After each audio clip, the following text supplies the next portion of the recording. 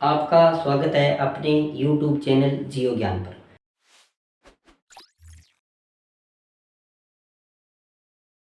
तो साथियों, आज हम पढ़ेंगे संज्ञानवादी जीन पियाजे के बारे में। संज्ञानवादी जीन पियाजे, इनको मानव मनोविकासात्मक विकास का जनक भी कहा जाता है। इन्होंने जीन पियाजे कहाँ के थे? स्विट्जरलैंड के। जीन पियाजे स्विट्जरलैंड के थे। इन्होंने मानव संज्ञान विकास की 4 अवस्थाओं के बारे में बताया है, जो इस प्रकार है। पहली अवस्था है इनकी इंद्रिय जनित अवस्था। कौन सी है? इंद्रिय जनित अवस्था।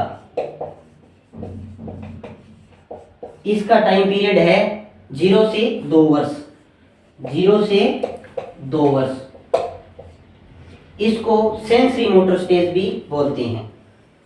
दूसरी अवस्था है पूर्व संक्रियात्मक अवस्था।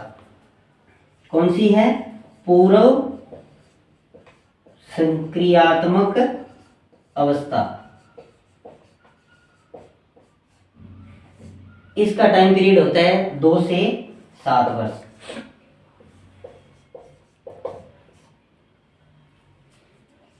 अब तीसरी स्टेज के बारे में पढ़ेंगे। तीसरी स्टेज कौन सी है? मूर्त संक्रियात्मक अवस्था। मूर्त संक्रियात्मक अवस्था। इसका टाइम पीरियड है क्या है? 7 से 11 वर्ष। इसे pre operational stage, concrete operational stage भी बोलते हैं। चौथी अवस्था है अमूर्त संक्रियात्मक अवस्था। कौन सी है? अमूर्त संक्रियात्मक अवस्था। इसका टाइम पीरियड है 11 वर्ष के बाद। 11 वर्ष के बाद इसे फॉर्मल ऑपरेशनल स्टेज भी बोलते हैं। इससे आगे अपने क्या देखेंगे कि इंद्रिय जनित अवस्था के बारे में इन्होंने क्या क्या बताया, वो समझेंगे। इंद्रिय जनित अवस्था, जिसका टाइम पीरियड है 0 से 2 वर्ष। तो इसके अंदर इन्होंने बताया, जैसे कि एग्जांपल, बच्चा क्या होता है? स्वार्थी और स्वकेंद्रित होता है। बच्चा स्वार्थी और स्वकेंद्रित होता है।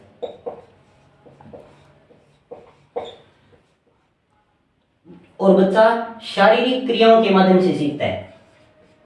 शारीरिक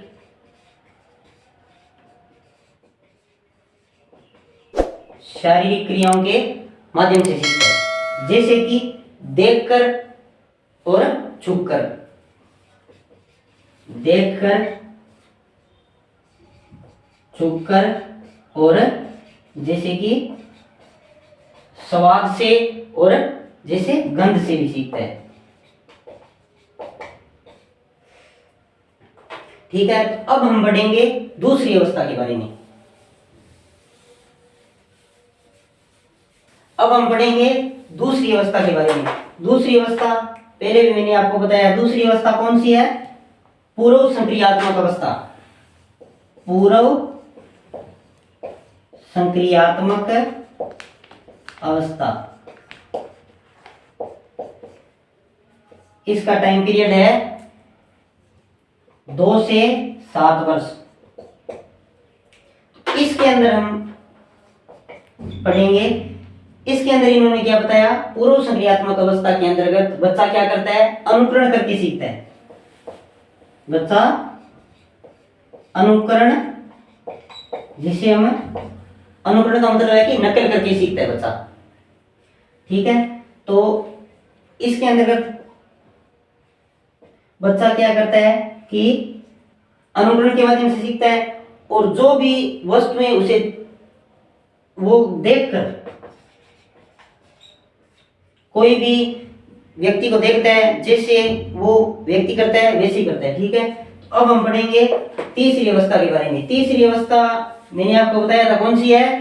तीसरी अवस्था है स्थूल और मूर्त संक्रियात्मक अवस्था।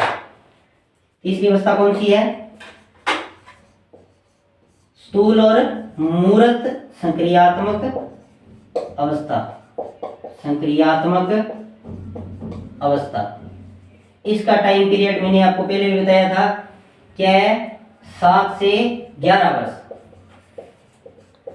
7 से 11 वर्ष। तो इसके अंतर्गत इन्होंने बताया कि स्थूल और मूर्त, इसके एग्जांपल जैसे इसमें बच्चा क्या करता है? मूर्त वस्तुओं को देखकर, जो उसके सामने वस्तु है उसको देखकर सीखता है, ठीक है, मूर्त। और इसके साथ साथ वो मूर्त वस्तुओं को देखकर उसमें उनको देखकर पहचानने लगता है। अब हम पढ़ेंगे चौथी अवस्था के बारे में। चौथी अवस्था मैंने आपको बताया था कौन सी है? अमूर्त संक्रियात्मक अवस्था, जिसे हम अमूर्त संक्रियात्मक अवस्था बोलते हैं। अमूर्त संक्रियात्मक अवस्था, इसे फॉर्मल ऑपरेशनल स्टेज भी बोलते हैं। और ये 11 वर्ष के बाद, 11 वर्ष के बाद होती है। इसके अंतर्गत इन्होंने क्या बताया कि अमूर्त बच्चा क्या करता है? अमूर्त चीजों को देखकर सीखता है, ठीक है। और इसमें जाते हैं, क्या होता है? तार्किक गुण पाए जाते हैं। और अमूर्त वस्तुओं को देखकर सीखता है।